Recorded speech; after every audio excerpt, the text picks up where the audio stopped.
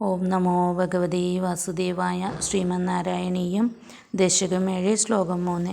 കോസൗ മാമവദത് പുമാനിധി ജലാപൂർണേ ജഗന്മണ്ഡലേ ദിക്ഷോദിക്ഷ്യ കിമപ്യനീക്ഷിതവദാ വാക്യാർത്ഥമുത്പശ്യതാ ദിവ്യം വർഷസഹസ്രമാത്രതപസാ തേന ത്വമാരാധിതസ്തസ്മൈ ദർശിതവാനസി സുനിലയം വൈകുണ്ഠമേകാദ്ഭുതം.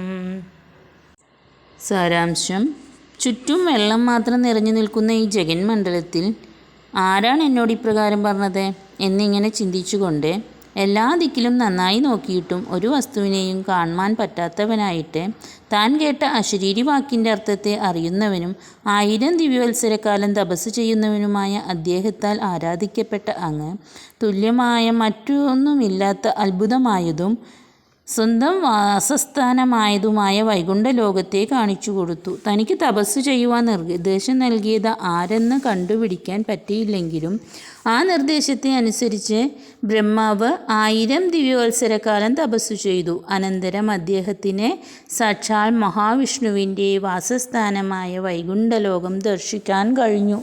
ഹരേ കൃഷ്ണ. സർവം കൃഷ്ണാർപ്പണമസ്തു.